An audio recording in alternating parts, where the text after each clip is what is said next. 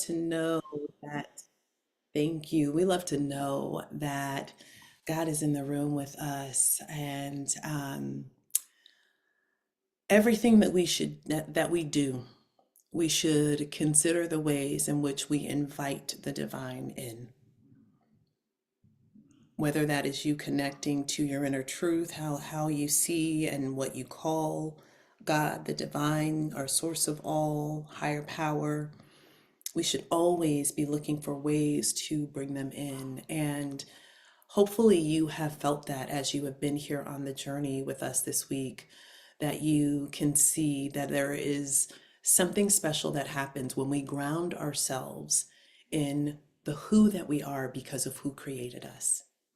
That something special happens when we embrace the truth about what God desires for us and the way that God has created us, formed us.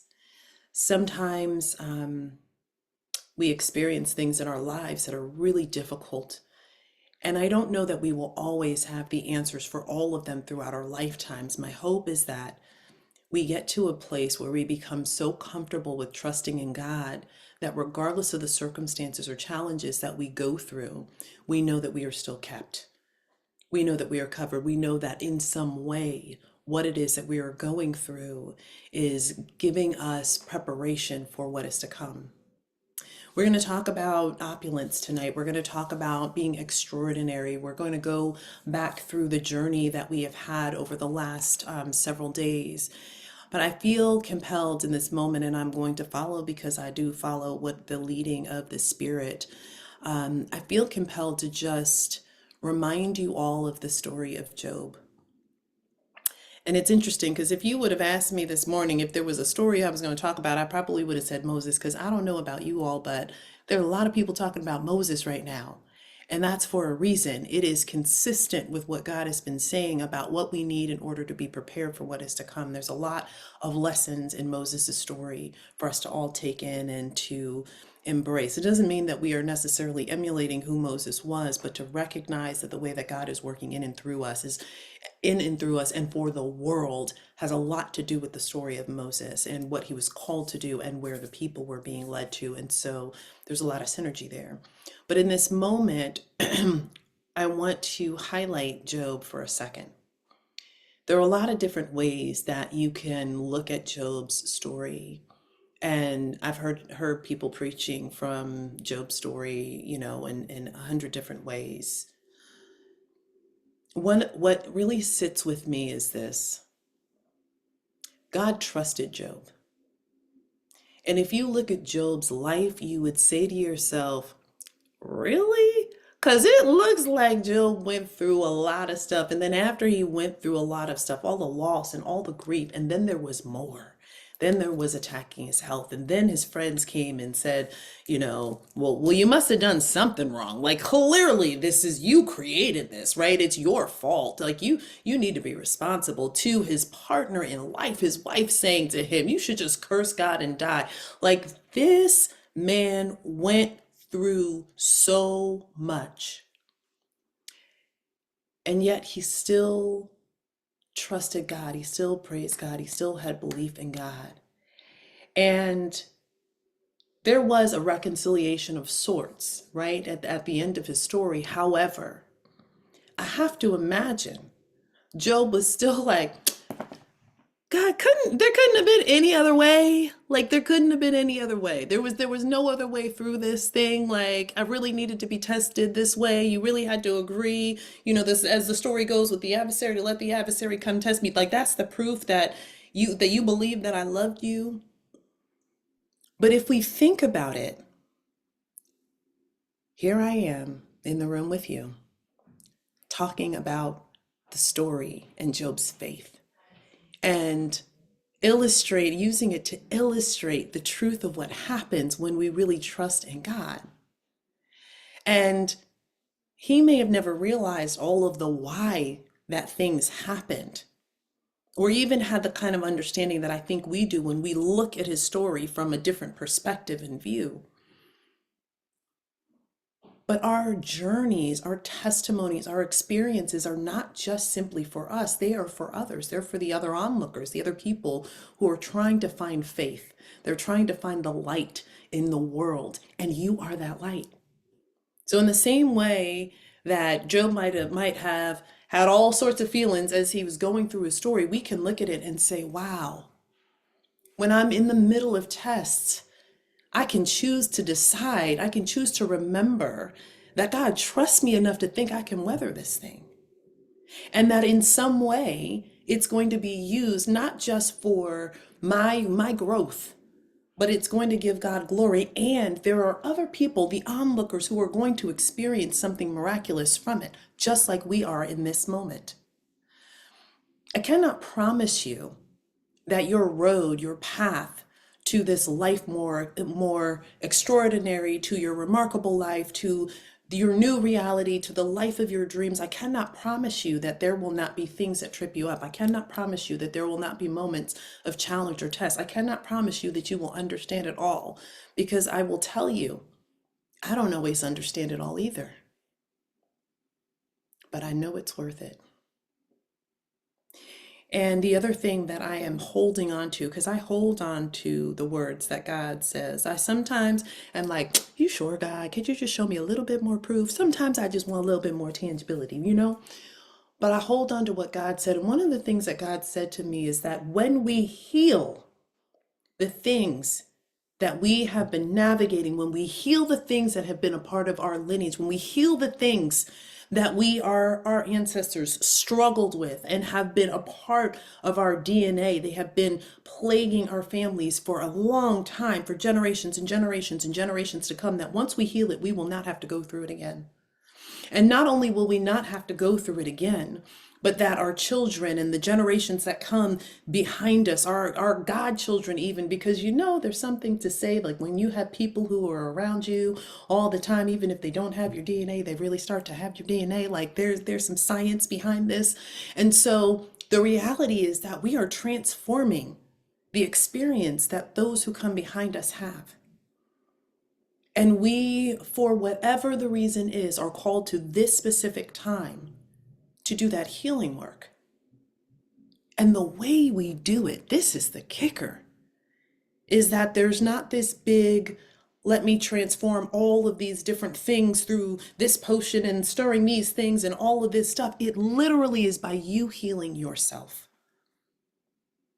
by you choosing to heal, by you doing the work to explore where these things come from, by you beginning to declare things that are refreshed ways that you see yourself, that you trust in God. Your healing is the key to what has happened in your lineage.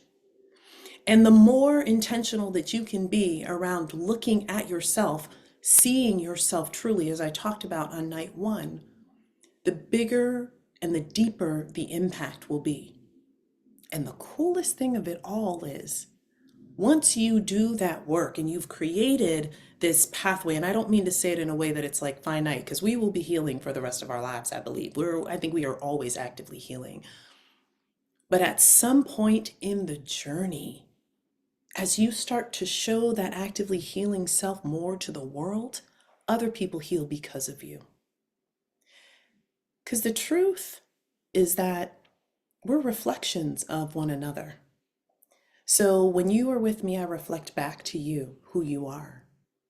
And so if someone is coming to me and I am in a really bad place, what I'm reflecting back is not pure. What I'm going to reflect back is going to be jaded. It's going to be, maybe you can't even get a clear, you're like, can I really see myself, Anika? Because I don't know, you look a little grimy right now, like what's happening, right?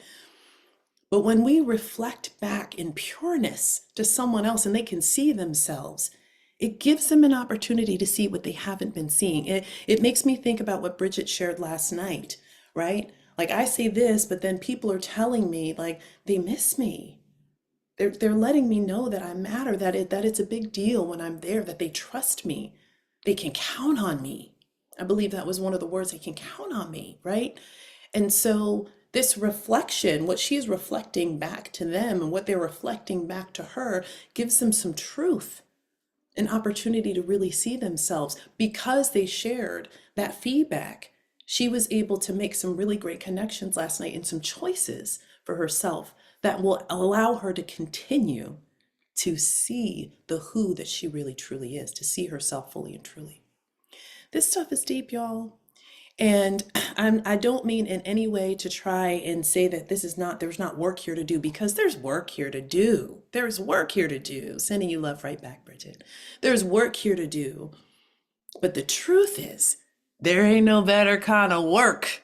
Because if you're gonna spend your time and effort on something, let it be allowing yourself to become the healthiest, most healed, most wonderful, most remarkable version of yourself. Because you deserve that. God desires that for you, and the world is waiting for it. So, welcome in again to day 4. We're going to talk about the extraordinary life. I'm going to come back to that word in just a second. Then we're going to go into our reality redefined. Hopefully, you saw in the email that came out about an hour or so ago that there's a link for this sheet for tonight. If you did not get that, Tasha will drop that in the chat so that you can download it. You want to download it and save it, do a save as, and name it something so you can find it again in your computer. But you'll be able to go right into the form and fill it out as we go through the exercises this evening. The exercise that we will go through is called Enjoy the Journey. And then, of course, we'll wrap up with some Q&A. And so let us get into it. So I mentioned to you on day 1 that there are just some words that we are taking back. Like, we are going to take back and redefine these words. And as I was creating the content for this class, the first time that we ran Redefine Your Reality, God said extraordinary. And I was like, the word's extraordinary. And God said extraordinary. And I was like, they're going to think that I don't know how to pronounce this word, right? Like, God said extraordinary. And I was like, okay, I get it. I get it. This is a big word. Extraordinary. Extraordinary. Yesterday I was pulling some scriptures together for February for my social media content. And in one of the scriptures, it talks about how we receive both good and evil, receive the sun when the sun is shining, the rain when the rain when the rain falls. And I'm telling a bit of a story in there about this experience I had with someone who was not very kind to me, and how I was like, I promise y'all, I did absolutely nothing. I showed up, angel wings out, the whole 9 yards, and the person was just grumpy. I was getting on a plane. They did not want me to sit next to them. It's a man and his daughter. And he was very much like, how dare you have the window seat? And I'm like, I didn't move you out of your seat. Like, you got an aisle, she was in the middle, like it's empty. You just assumed it was going to be empty. But he definitely had an attitude and was just looking at me and all of this stuff. And I was like, this is so weird. All I said was, pardon me, that's my seat inside there. If you don't mind, how are you today? No response. And so I sit down and I was like, God, you really couldn't have sat me next to anybody else. I mean, I didn't necessarily want to talk on the flight, but I'm like, and literally, because I tell you all the time, I really do say what I think to God. Like, God is my best friend, right? Like, I'm mad, I tell God I'm mad. I'm sad, I tell God I'm sad. I think that God forgot about me, I tell God, you forgot about me. Like, I just think you need to have a real relationship. So I said, like, what's the problem? I didn't do anything to these people. And I say a lot of things in jest to God, and God's response back to me was, they're all my children. And I'd be lying if I said to you I didn't get mad in that moment. I was like, even this one? Like, I did nothing. And quiet as it's kept in my ego, I was like, do they know who they're sitting next to? Do they know that when I say my prayer on this plane is going to land safely and is going to be ahead of schedule? Like, do they really know? Like, I was in my feelings in the moment. But they're all my children. They all matter. And so when we see ourselves as the truth of who we have to see ourselves as ordinary. We're just like everybody else, but we're extraordinary. So we get to be part of all of God's children, right? That's the sum total of everybody. God was saying to me, Anika, it doesn't matter. Even if you don't say another word to this man, I just need the energy, the grace, and love that sits within you to permeate. So he understands that when you are mine, it doesn't matter what mood you're in or what other things are happening. You don't have to get pushed off of where you stand. You don't have to change the dynamic of who you are. You don't know if this is a test. Maybe this is a whole thing, is to see if you're going to come out of who you are. He can get you to be on Instagram going off on people, and people are like, yeah, I knew she was going to fall. I knew she couldn't be that nice. We don't know. So we have to assume that we are just like everybody else. Because when God makes the determinations about how well we have done in this lifetime, however you think that process works, God is going to look at each and every one of us individually, not comparatively, like, oh, Anika, you're so much nicer than the guy on the plate. Like, that doesn't even matter. It doesn't even rate in the story of how I showed up. It's me versus me. So, in the whole, we are ordinary. But there's something really special about us when we say yes to God. There's something really special about us when we have faith. There's something really special when we stand on God's promises. And that's where the extra comes from. We are extraordinary. We are extraordinary. We may be people like the other people who we work next to. We may be people like the other people we travel next to, but there is something very special on the inside of us, and it is time for us to embrace it. And in order for us to embrace it, we've got to get our mindset around the things that we have access to. So if we are going to be extraordinary, it means that everything that everybody else can have in the ordinary journey of life is ours, and there's a little something extra. What God did for me that day not only check me, remind me that everybody is God's children, but also gave me peace in that moment. Like the frustration that was mounting inside of me about, like, I literally was like, I don't understand. Why be mean? Like, it's so, and God's like, just have peace. And I had peace. And I can tell the story in just now because I don't hold on to I don't harbor any bad feelings. For all I know, he could have been having the worst day of his life. He could have been traveling to experience something that he didn't want to go through. He could have had his mind on something else. And I could have made the assumption that it had something to do with me, and maybe it had nothing. And perhaps just my peace and covering him in prayer was enough to shift things for him. Maybe for that moment, maybe for the flight, maybe for the day, maybe for a lifetime. That's the extra. So I want you to see yourself as someone who connects to the other people in this life, but also knows that there's a little bit extra on top for you. I want you to see yourself as extraordinary. We can be ordinary. We can be like everybody. We are all God's children. But there's something a little special in store for you, and you know that. This is why this class spoke to you. So I want to take you back to night one when I talked about opulence. I said we would talk about opulence on day 4, that we would have a little bit of a dialogue about it. And I really want you to allow yourself to go back to that picture I painted. Like, this is kind of like the picture I was talking about. Like, when you think of opulence, like, I'm not saying the bottom picture is gaudy. It's not gaudy, but I kind of went to this, like, oh, there's everything. Like, you walk in a room and you can't touch it. Like, you can just, like, stand there and, like, it's just gold statues and stuff like that everywhere. That was my initial reaction. But let me give you a couple of words about what opulence means. So opulence means great wealth or luxuriousness. Go ahead and put in the chat. I love to see some emojis come in there. Who wants some luxuriousness in their life? Anybody denying great wealth? Anybody like, I'm good, I don't need great wealth? Anybody saying that? So here's the thing. We in the Bible, the word opulence is synonymous with wealth and riches.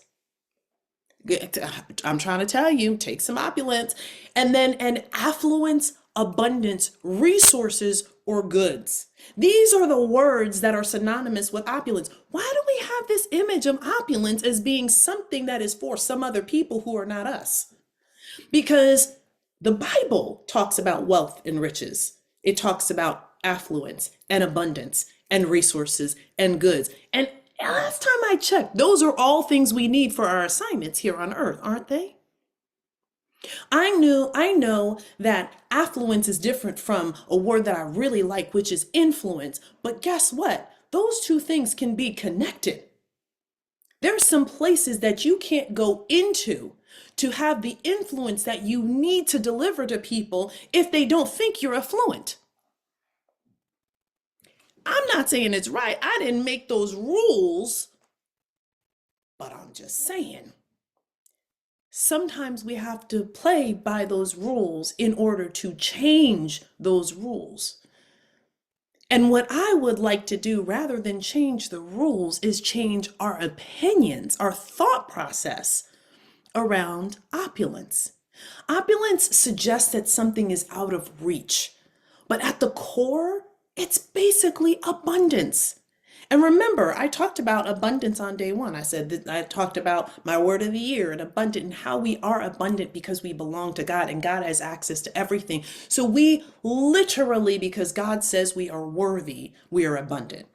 And there is a whole book full of stories that prove that we belong to God, that we are God's children. There is even this man that walked the earth. Okay, don't get me started preaching. But I mean, he gave up everything for us. He came for us. So we have access. That's what the word says. And so if God has it, it belongs to us. So why are we denying our birthright? And what if you decide to go with me on this and believe that opulence belongs to you, believe that you were made to experience an opulent and extraordinary life, and then you could extend it to other people. Now we're really talking. So you mean to tell me that I get to be full of abundance? I get to live an opulent life, and then I can tap Tasha on the shoulder and say, "Come on over," and say, "Tiffany, I know you in your opulence too, and so let me go ahead and grab her." Do you mean to tell me that we can do that? Yes. Absolutely, we can. It's the whole reason that God wants to bless us through the redistribution of wealth. This is our moment. So, whatever is in our mindset around abundance, around opulence, whatever reaction you have to the word, it's time to change it. Every single word that comes up for you that represents wealth, that represents good health, that represents joy, that represents love, that represents abundance, every single word that you do not embrace today, you need to reconnect a relationship with those words because they belong to you. They describe the nature of who you are. Period. Full stop. Exclamation mark. Full stop. They're yours. Oh, there is a man named David Nagel who defined opulence as cultivating the feeling that we possess all sorts of riches, which we can bestow liberally on others. And when we do so, he says, we open up the way for still greater supplies to flow in. That is extraordinary.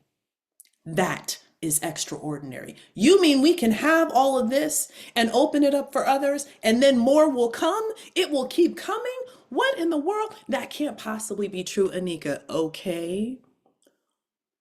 Warren Buffett, Rockefeller family. Like, do I need to go? What is Zuckerberg about to do? Like, does he not keep on? Does he own half of what is tech and social media? How?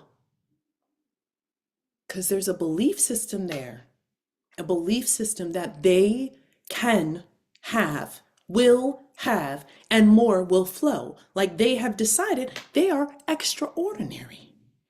And here is the thing that I think we miss most. We have favor. we have favor. And favor is an act of kindness beyond what is usual. It's beyond what you are due. It's beyond, so it's like favor is like, not like I showed up, I did the thing, and I got what I was supposed to. Favor is like I showed up, I did the thing, and all of this came from that. We have favor. It is a biblical principle that we have favor. So you mean to tell me we can be extraordinary, we can experience an opulence life, and that we have favor? How can it not all belong to us? If we believe that we are blessed and highly favored, how many times have you ever said that? Oh, I'm blessed and highly favored, blessed and highly favored. But do you understand what you're really saying? Because that means, like, if it was ordinary, that ain't enough. Because you are extraordinary. You're supposed to have that. The table stakes are yours. Favor is unmerited, meaning you cannot earn it. So again, this is yours. This life, this extraordinary life belongs to you. Opulence is yours. So tonight, make the decision that you will no longer look at opulence in the way you ever have. You may never say or hear this word again in your lifetime. But if you are 73 and someone says something to you about opulence, I want you to turn your neck around real quick and be like, oh, that's my life. Like, this is the example. I am the example of opulence. Like, I want you to know it in your soul. Because what happens to us and what we have been doing across the last 3 nights is addressing the things that come up in our mindset. We have this fixed way of thinking that some things are for us and that should be enough. In many ways, we've been taught to be satisfied with what we have. And that would be fine if we understood that what we have is this. But we thought that when someone said to be satisfied, that we were supposed to be satisfied with the bit of it that's put in our hands, not all of it that has our name on it. There's a difference. And so when God looks at it from up high, God is like, well, Anika, like, what are you worried about? Because over here, you probably forgot to look in this corner. I have all these opportunities. And over here, you forgot to look in this corner because this is what's going to happen when you publish your book. And over here, you forgot about these stages that I have laid out for you. Like, yeah, I can be satisfied with all of that because that's extraordinary. And that's what I deserve. Not because I did it in some way, but because God said it was mine. And here is how I can prove it to you. You ready for this? It was mine before I was born, before I was even a twinkle in my mother or father's eyes, before I even took my first breath. It belonged to me. And whether or not I obtain it in this lifetime, it will still have my name on it when I cease to breathe on this planet. It's mine. And what is for you is yours. So the question is, do you want to allow it to sit wherever it's sitting, whoever is holding it for you, in whatever places it are? And I'm not saying that some people might not take my place on the stage if I don't answer the call. I'm not saying that. But I'm saying the opportunities that God said, these are right for Anika. They're mine. They're mine. So do you want to leave it there? I want you to just pause for a second and think about whether or not there is a place in your mind right now today where you are wrestling with whether or not you are extraordinary. I want you to think about that. I want you to think about the moments where you have been in a situation where you've said, but God, I want more. Where you've seen something and said, I really thought that's where I would be by now. And then you came back into the present moment and said, but this is okay. This is good. And I don't know what your self-talk really sounds like, but that's mine. Those are the things that I have truly and genuinely said in this journey. What part of your mind is saying that you've got to stay in ordinary? Because I counter that today. In the past 10, 15 minutes, I've given you proof that you were made for more, that there is more with your name on it. And I guarantee you, if you leave this call and sit down in prayer, meditation, whatever it is that you do to bring you to your place of connecting to your truth or to God, I guarantee you that God will affirm it for you. I don't have a single, there's not a bone in my body, not a single cell that doesn't believe that to be true. Because I know. And I want you to think for a moment about what you could do with your extra, an abundance of resources or goods, great wealth or luxuriousness. What could you do with that? Who would you serve? There is a deep dream. I don't even know why I'm sharing this, but God, I'm just go follow the leading. There's a deep dream that I have about running water in all the places on the continent. I think I'm saying this to you because you will now be contracted as accountability partners to make sure that this happens in my lifetime. I feel like this is what the urging is in this moment. But I believe there's no reason that we should not have access. I don't think it is right that there are children in countries who are walking miles upon miles, hours, to go get water enough for a day's worth of bathing and cooking, to come back and then go to school and then have to go back again. It's like, it's unheard of when we turn on faucets and we just like that have access to basic survival pieces. Like it just blows my mind that we can be so wealthy and yet people are struggling to have the basic necessities, that there are places where people don't have life-saving medicine and healthcare. Like, I just don't understand. And for whatever reason, there's something with me in water, and it's just like water just should not be a thing. It should not ever be a thing for anyone. Our bodies are 70, 80% of water, depending on who you listen to. We should have pure, clean drinking water. We should have running water in homes. And if somebody doesn't want that, I get it. Then that's a different story. But we have the technology to do it. And there's plenty of money. So I keep asking myself, why haven't people done it? Infrastructure, yeah, it takes money. Vision, yeah, it takes vision. Heart, yeah, it takes heart. I don't know who else is on the journey to make that a reality, but I know that I am on that train.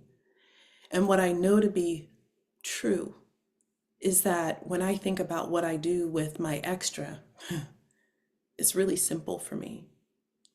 There are just some things that I look at and I'm like, I don't ever want this to be the story that anyone's child says, that they talk about having the experience of being sold by a family member for money, or that there are people who look like us on this line tonight that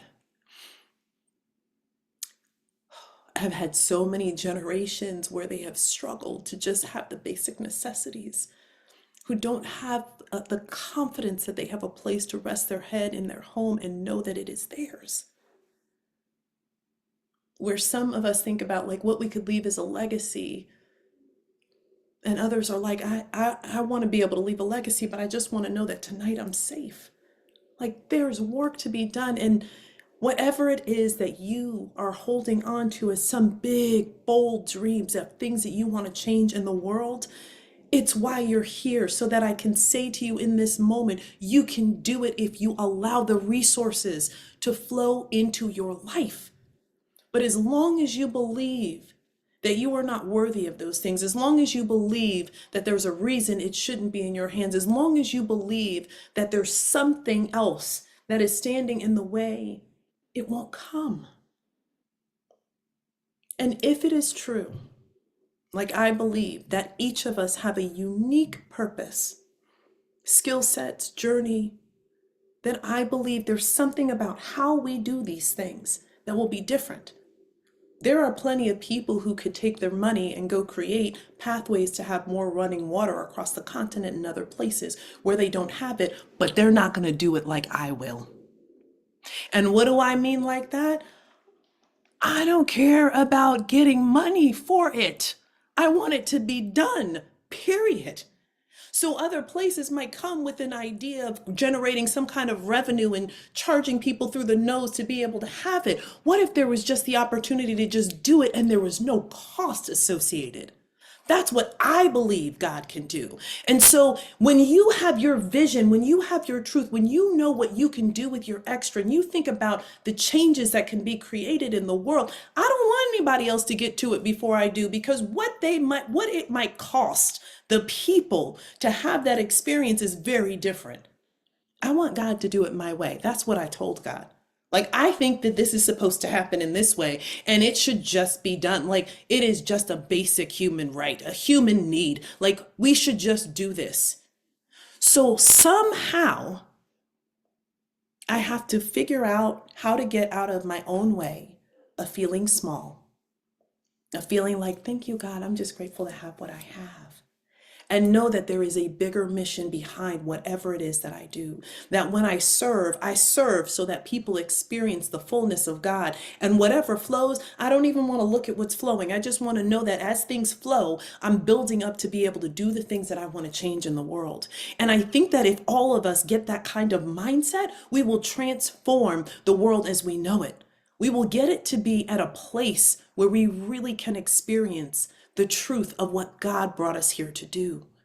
It is not to be ordinary, simply ordinary. It is to be extraordinary, because he said what he said.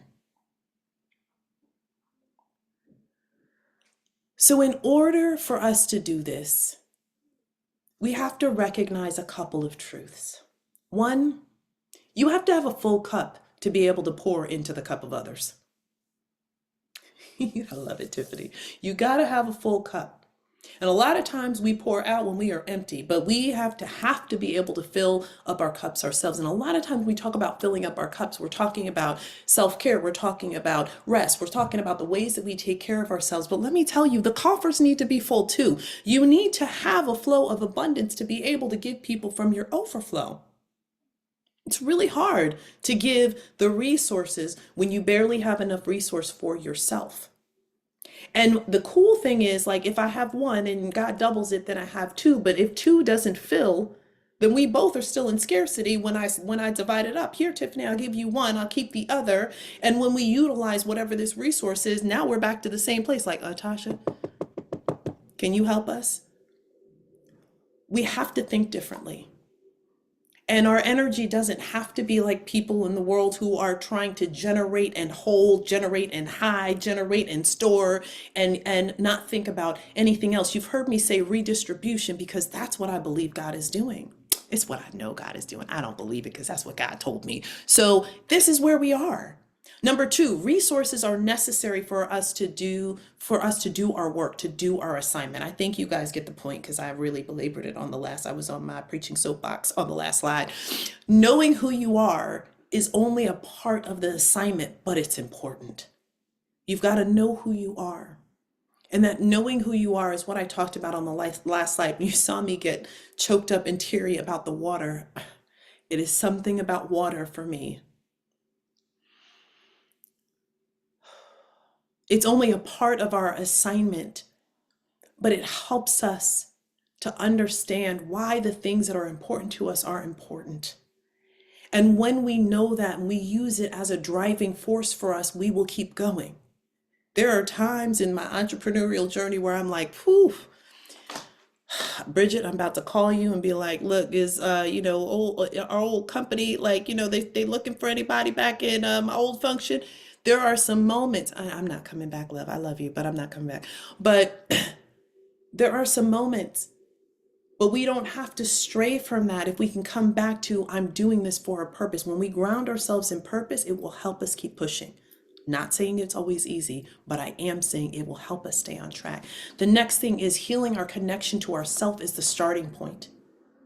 We have to heal our connection to health, self, and wealth. You see that on the slide, right? First and foremost, how are we taking care of our bodies? Our bodies are the physical vessel. They are a part of the manifestation of God. So when people see us, they're seeing part of what is a representation of what God desires the world to be. So for one, you might automatically go to the second picture on the side and like, okay, we need to work out more and eat healthy and all that stuff. But pause for a second. How much do you love this physical body that you are in? When is the last time you stood in the mirror and said, girl, you look good?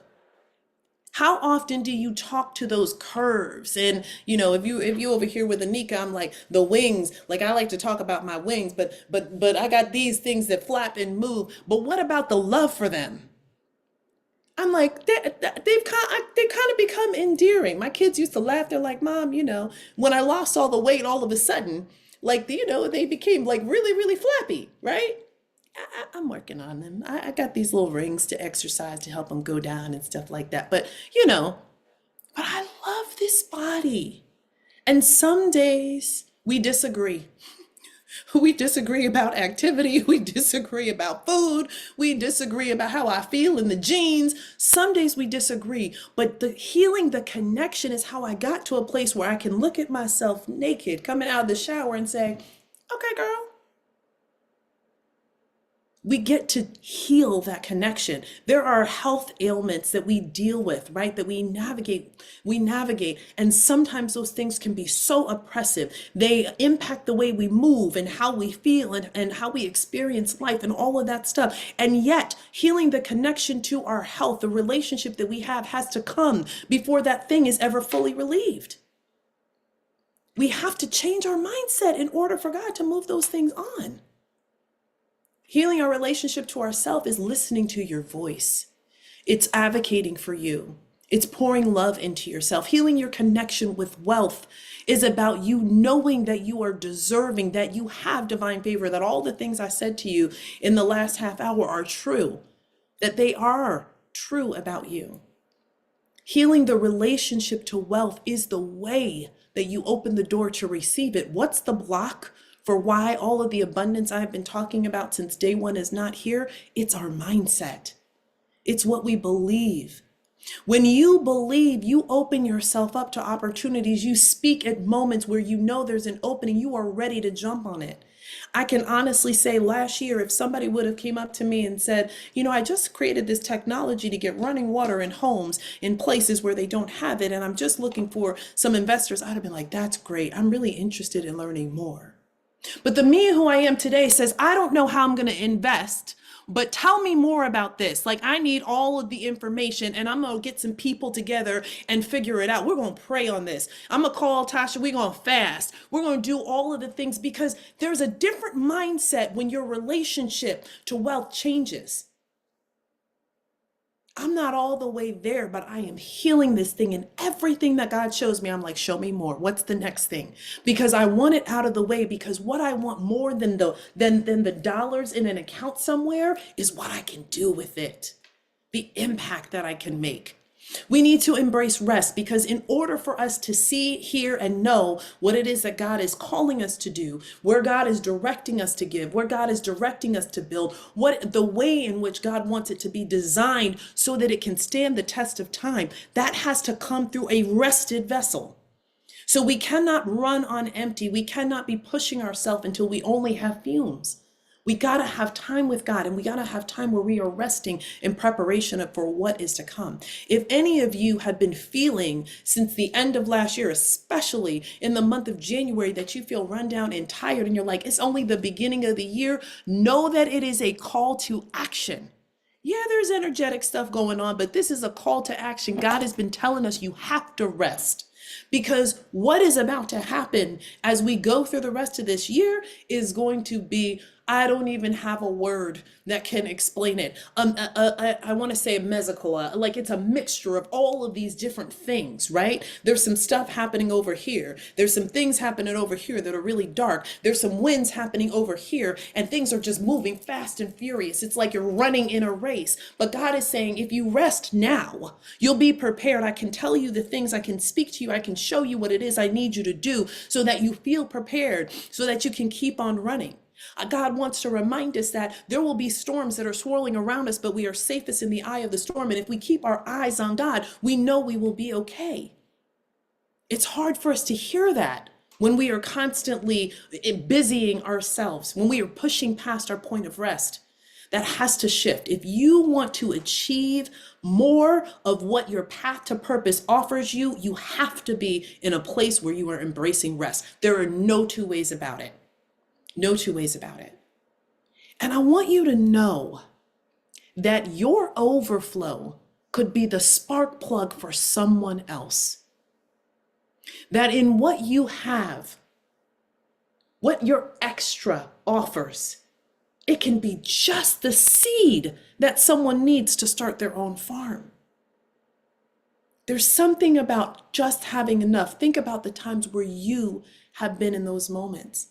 And maybe it wasn't like, I just need a few more coins. But if someone could just spend a moment with me to hear my heart right now, I just need somebody to hear what I'm going through and to be present with me. And when somebody found the minute to do that, you got to release and hear what it was you needed. You got to feel seen, and that gave you enough energy to keep going, to get yourself back together, to keep pushing. Thank God for their extra. Thank God for their extra. Because in those moments, they were able to be fuel for you. They were able to be the spark plug for you. Whew. So I want to get us into our activity for tonight, which is you redefining your reality. On day one, we cast a vision. We talked about the energy of that vision. And I'm going to take you back through some of that in just a moment. I'm going to spend just a few minutes regrounding you and reconnecting you with that vision that you had for yourself. Over the last 3 days, we've talked about all of the different pieces on this slide. We've talked about the life of your dreams. We've talked about what your new narrative can be. You're going to craft all of these pieces tonight, or through the next hour. You'll craft these pieces. What you're choosing to release, who you are, what your power statements, affirmations, declarations are, what your team is and who they are. And when you think about team, I want to encourage you to think about resources in general. So it says team on the slide. I want you to think to have enough space to say, this is what I need. Here is what I have. And perhaps you might find that even identifying what you are bringing forward, what you're calling for, what you're going to assign, what you're going to hire, whatever that looks like for you, but using those boxes. And then what's your plan for the next 30 days? What are the mile markers that you're going to establish? And most importantly, how will you celebrate? As you hit each of those mile markers, what are you going to do to pause and celebrate? So that is what we are going to do. I haven't been in the chat in a moment. I just want to check and make sure I'm not missing anything here. Yes, cup is full is my health. I give from the overflow. I am a whole being. Come on, Bridget. That's it. That's it. Yep, you're right. Some days we disagree. You're right. So I'm going to invite you to just spend a few minutes with me as I take you back into this visualization. Again, we're just going to refresh the vision in the next few minutes. So get comfortable. Allow the pace to slow. I invite you to close your eyes or find a soft gaze, to come back, allowing yourself to just take in all of the words that have been swirling, all of the ideas, and just invite them to settle in your heart and in your gut. We work from these two brains first, and then we move it up into the mind, into our thinking brain. So just allow it to settle within. You are extraordinary, extraordinary. You deserve abundance and opulence, wealth, favor. It is yours. It belongs to you. So sitting with that, I invite you to just focus in with your breath for a moment. No need to change the pace or flow of it. Just allow yourself to see and listen to your breath. Follow the path as it comes in, as you inhale. See it swirling and dancing through your body, ensuring that you have all of what you need. And follow the path as you exhale, seeing it release that which has already served you. See, the lungs know how to do all of what we've been talking about over the last few days, to take in what is good and nourishing for us, and to release that which we have already used, what has already served its purpose. Go ahead and allow your shoulders to drop and relax. And as you listen to the beautiful rhythm of your breath, I want you to imagine this moment once again where you've accomplished something you are so excited about, where you have reached the doorway to the life of your dreams, where you're stepping into it. No longer does it look like the scene of a movie, but you are here. You are in it. You are living it. This is your life.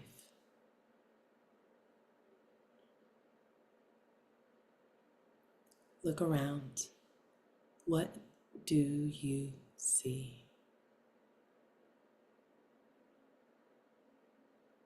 Reminding yourself gently that you will remember the sights, the sounds, the faces. Take a moment to observe what you're wearing and how you feel in your body. What you're seeing is you. This is you. Allow yourself to experience the things, the environment that's here in the life of your dreams. What are you doing? What's bringing you joy?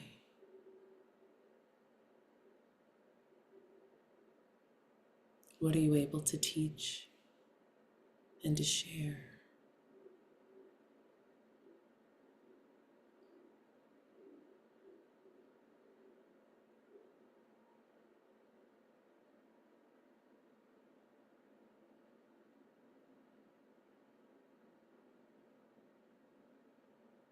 Allow yourself to hear, identify any sounds that are present. What does the air feel like here?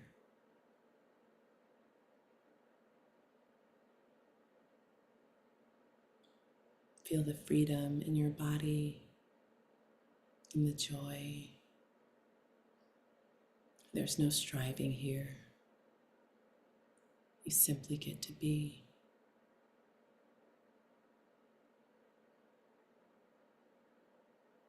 There is freedom in living the life of your dreams.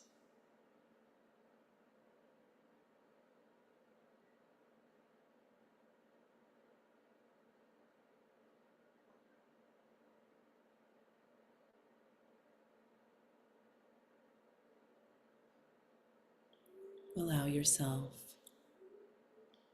to listen for any words that are coming up for you that describe this moment, this life. Or perhaps you might see the words. But however they come up to you, just notice them without judgment. And we remind our minds that we'll remember.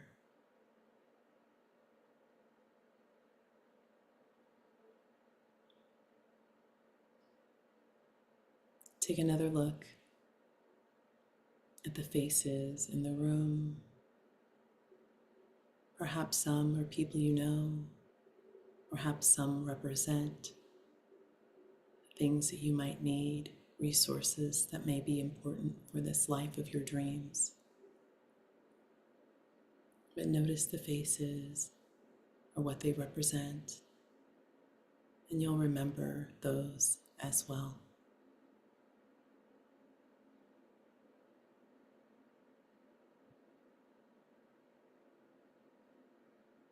I want you to take a moment now to look at the look on your face. Search your face. What do you see? Are there smile lines around your eyes? Are your cheeks full? Is there a beautiful, bright grin? What do you see?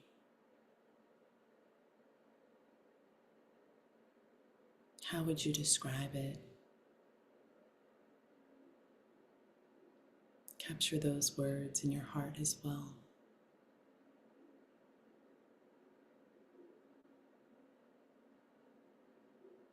In this moment, take your last look around as we get ready to come back into the present moment.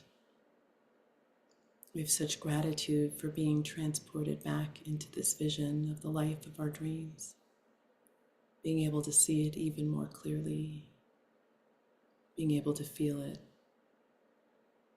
We're so grateful that we have the ability to reconnect here in this moment. Thank you. And you can begin to gently wiggle your toes and fingers. And as you're ready, flutter your eyes open to come back into the present moment.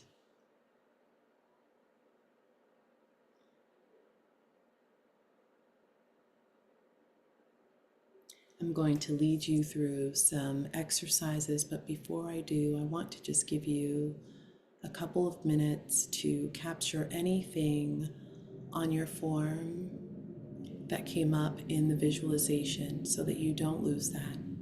So why don't we take a minute or two for you to go ahead and do that, and then I will take you through the rest of the exercise.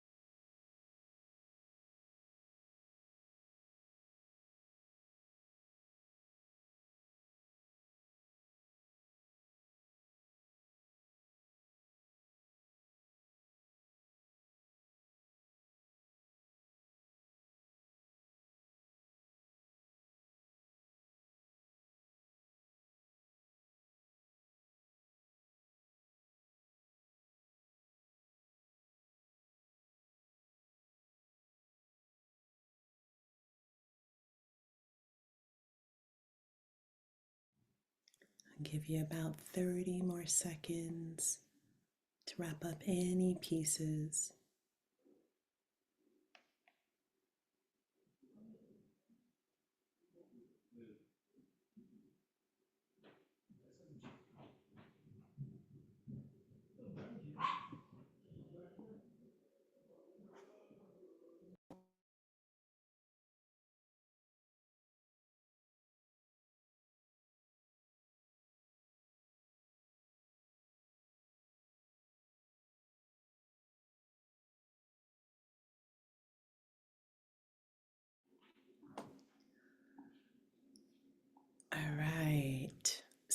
go ahead and drop in the chat, how was that visualization for you?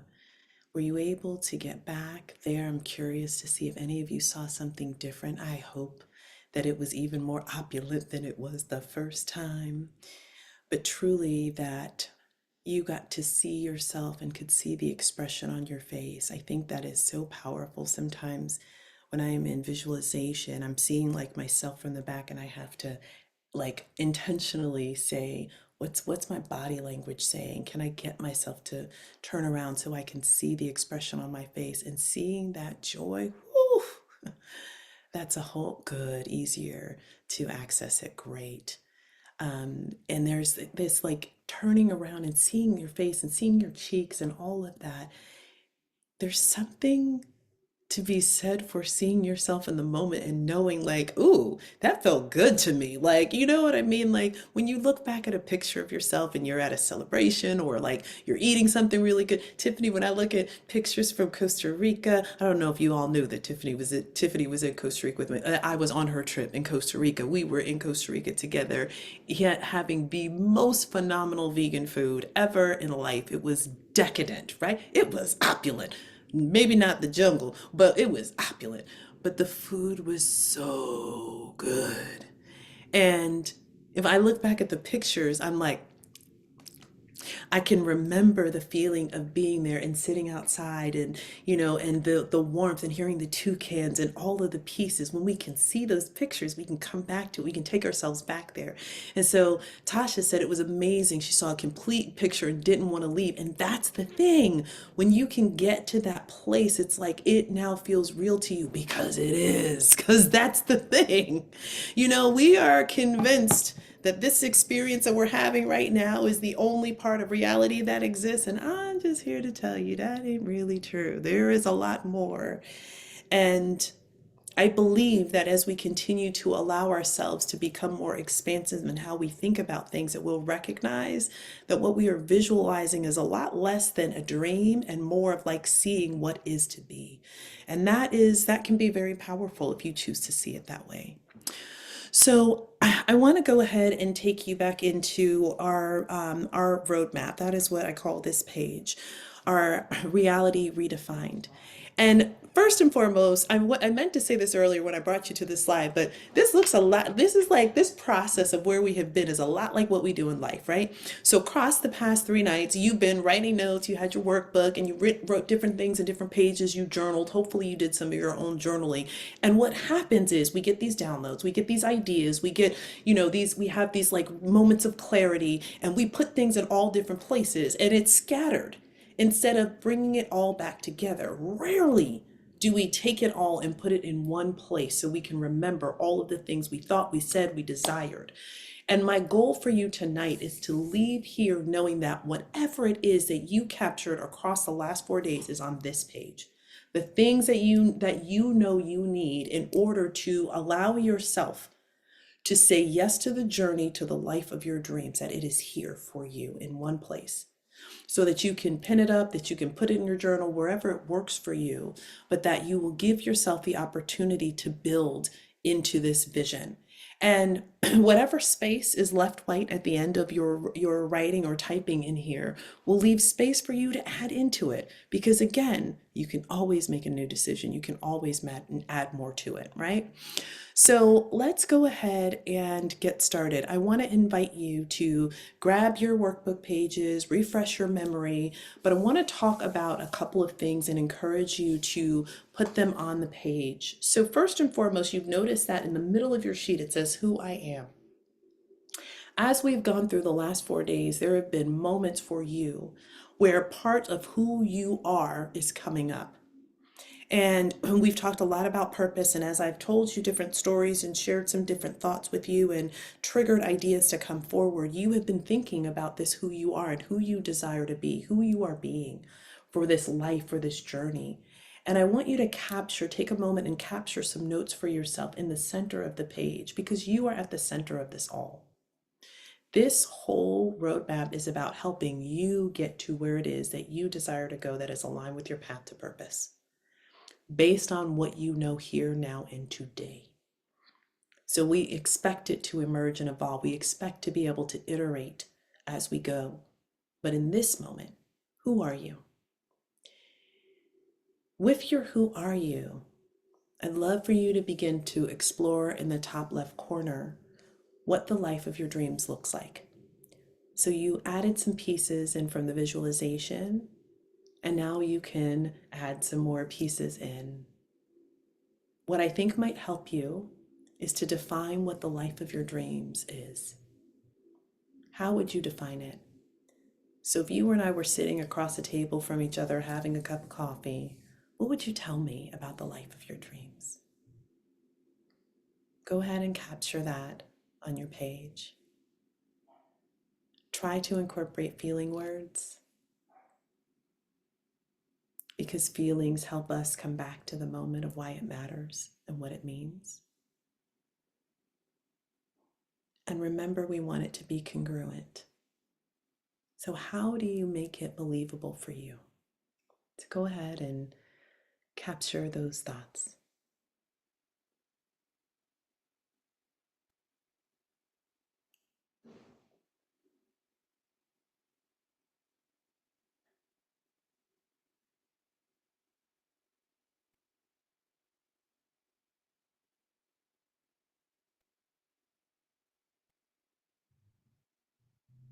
What do you really, really want?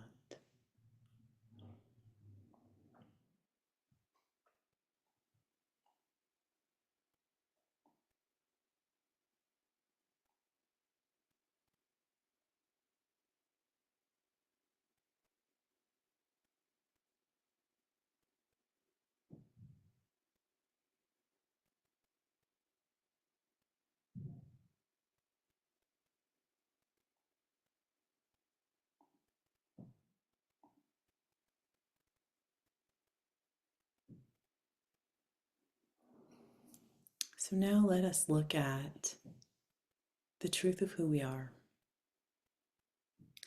So, you've captured your who am I in the center of your page. And now it's time for you to define this new narrative. So, in the top right hand of your page, you have a box that invites you to write your new narrative. So, who are you in the life of your dreams, in your mind? How do others see you and experience you? What is God saying as God looks at you? And how will you choose who you live for? I think it's the most powerful question throughout this whole journey is who will you live for? Part of my narrative is that I am God's heart on earth, that my role is to help people see themselves and each other, to help people heal, to see and protect our children, and to battle the world for God's glory. In the life of my dreams, I show up and people experience God through me. They heal and they grow. And in some places in the world, they get water.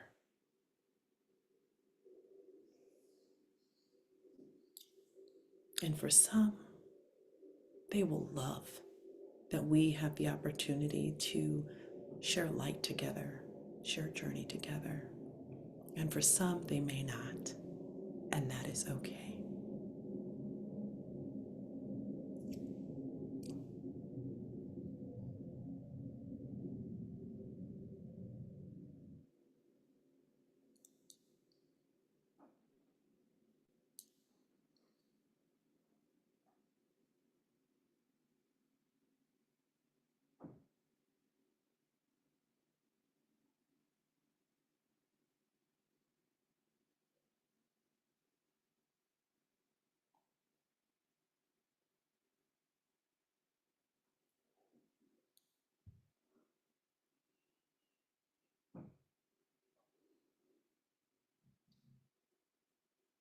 And remember that this is for you. So this narrative is something that you get to continue to iterate until it feels like it's at a place where it honors what you are committed to being and doing based on what you know today, because it can change and evolve, and it should as you grow. When you're ready, you can move to the bottom left corner of your page into what you're choosing to release. And you may want to go back to your journal pages, to our release exercise, and grab some of the things that you highlight there. This is the section that I would call freedom on your page, on your roadmap. Because these are the things that you choose to release, the old stories, the old wounds, the traumas, the labels that don't serve you, the words that you or others said that no longer get to be a part of this journey, the limiting beliefs. And you put them on the page simply as a reminder to appreciate the where you have been on your path to where you are going. So you get to see it like I looked at procrastination and said, yep, but that doesn't run me anymore. I have a new way. I have a way to navigate with procrastination, right?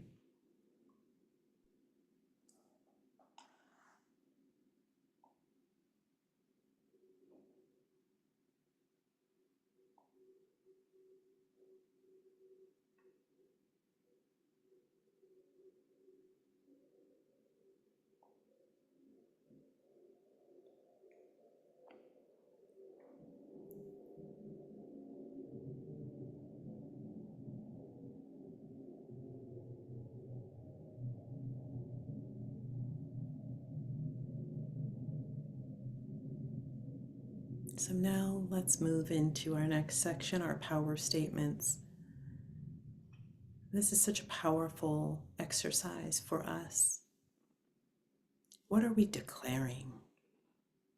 We can look at what we have released, and we can take those and turn them into power statements for us, affirmations and declarations. What things are you choosing? What are you declaring over yourself?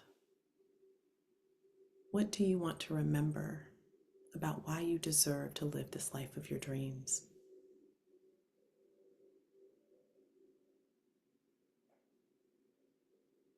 I encourage you to think of 2 affirmations or power statements. You might take the things that you have wrestled with the most.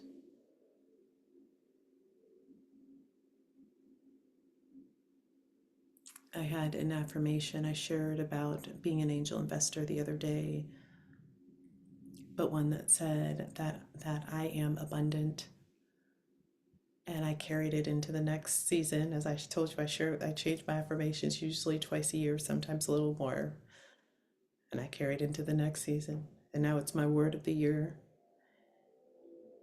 And more I feel I own the abundant nature of who I am.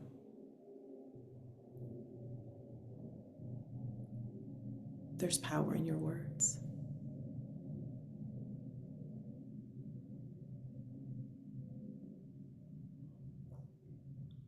And so now, knowing what your new narrative is, what you've chosen to release, and what you're declaring, what you're taking on, you have a picture of the life of your dreams, and you know who you are. So what are the resources? Who are the people that you need to support you on your journey? And I encourage you to think about people who are in your networks, your communities, your ecosystem today, and to think about people who have the ability to enable the path to your dreams. What are some divine connections that you might need to make? You have plenty of space there in the area under my teams in those sections for you to write what you need, who you need, and what you need from them. Those resources. Take a moment to think back about the faces that you saw in the room.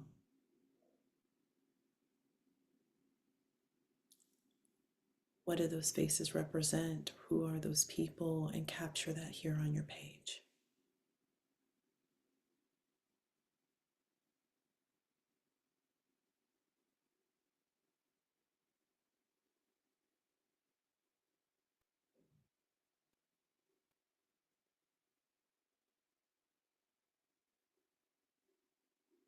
I'm declaring I want a new wealth advisor this year.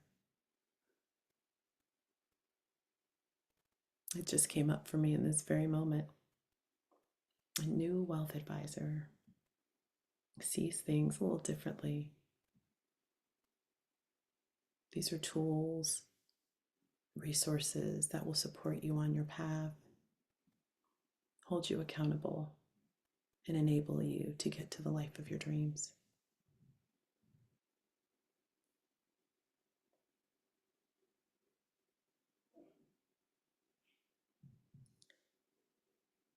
So, in the beginning of our journey, we talked about the importance of creating clarity. And that clarity comes from us creating steps towards where we are going. So, I recognize that your vision might feel to you like this is something that you could experience in 3 months from now, or it might feel like it's 3 years away. Sometimes visualizations for me they have felt so big that I'm like, I don't even know when I could possibly get there. And you're not responsible for that, not the how or the when. What you are responsible for is saying, I know that across the next 30 days, I can do these things in order to move myself incrementally towards the life of my dreams. Now, there's always ways to accelerate the journey, let's be real. But what can you do that you have full control over the next 30 days that would help you advance forward? It might be setting up some meetings, having some conversations, hiring some of the resources that you noted. It might be writing, allowing yourself to plan. But what will you do across 30 days?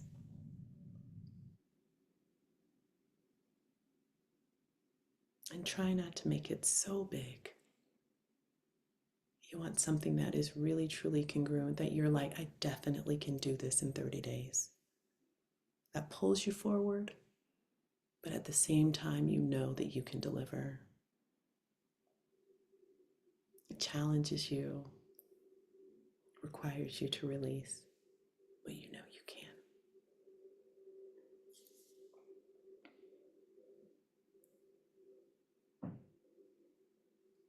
Now think about that goal.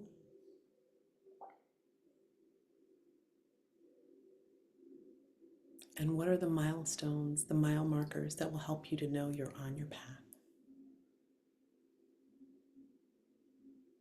If I use my 30-day of finding a new wealth advisor, my first mile marker might be to survey 3 or 4 people in my circle who I know are focused on building wealth, or who are focused on their health and healing, or whatever that area might be.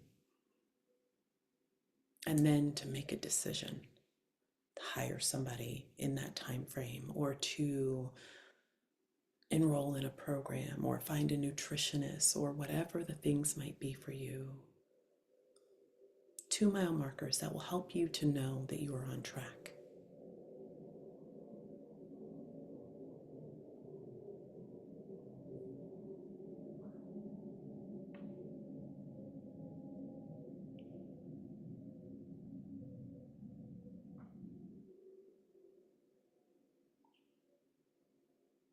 And lastly, how will you celebrate? Because celebration is one of the things that we miss all the time. And I want you to do that. Your reality has been redefined because you now have seen it. You know it's tangible. You know you deserve it. And now you have a plan. You have the starting pieces to help you move in the direction of your dreams. And if you do these things, you will begin to see progress. The beauty of this for you is in the simple way we have defined this process, you can now do this on your own.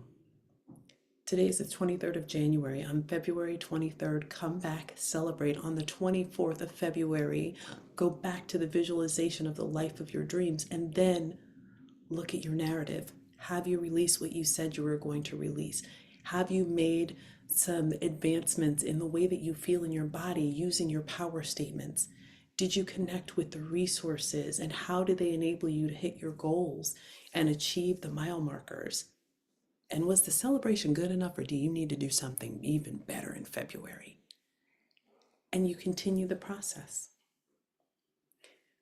Everything starts with us making a decision. I'm grateful that you made the decision to be on this journey with me. Tasha is as well, that you are here with us. And the reality is there is more. There is more for us, more for this journey. But we have to start with that first step. And so I'm glad that you set aside time for yourself, gave yourself the investment to be here and to be on the journey. We won't go through this whole exercise, but just close your eyes for me for a moment, or find a soft gaze. And I just want to read these words to you. I want to remind you in this moment that courage is a decision. We get to decide to embody courage. We were made to be courageous. And in this moment, breathe in courage and exhale any fear, any doubt, and just let it go. Let your shoulders drop and let it go. Breathe in strength. Allow it to swell within you. And as you exhale, let go of all the weariness. Just let it all go. We have resilience. We've got energy and fuel for this journey. Breathing in peace. And exhaling just the stress and strain, letting it go. Breathe in ease. And breathe out efforting, because efforting is just simply not our way anymore. Breathe in rest. And breathe out busy for the sake of being busy. And just let that go.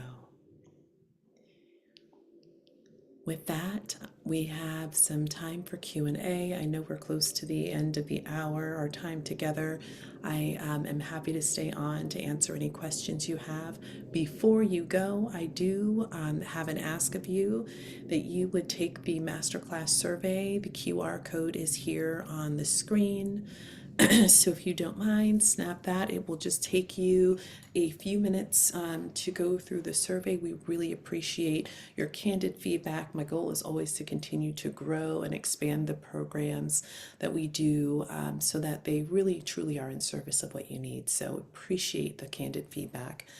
I want to remind you, as you're starting to do the survey, that tonight at 11:59 p.m. our special pricing for the Remarkable Life Playbook goes away. So right now, the Remarkable Life Playbook, which regularly retails at $3,500, is special pricing just for you in the Redefine Your Reality class for $1,500. The class again is 8 weeks for the Remarkable Life cohort. There are 5 live facilitated sessions, 3 self-directed sessions across the 8 weeks. You have access to a private community, unlimited access to the replays while you're during the course of the program, and you get a complimentary soul to crown, crown to soul session. That session retails for $444. If you are not familiar with it, and it is a divine guidance session. So this literally is you and I sitting together, you coming with the questions that you have, things around your path to purpose, and the divine speaking through me for you. It is an incredible experience, and incredible for me as well as for the clients that have the opportunity to do that. And it is complimentary as a part of the path to the Remarkable Life playbook. The reason that I do that as a part of the Remarkable Life playbook is quite honestly because you will need it as you are building around this vision of your remarkable life and creating what we talked about last night, building the house around these 10 keys to a remarkable life that God gave me, it is really important that you connect even more deeply with your truth and with your purpose. And so I feel it is just a beautiful part to be able to add to the program. So that is available to you. Tasha has the links for you, as we talked about last night. That fast action bonus goes through the end of the night tonight. And in addition to that, we do have a couple of options for financing. Please message Tasha directly in the chat if you have any questions, and she'll drop the links if we didn't already for you.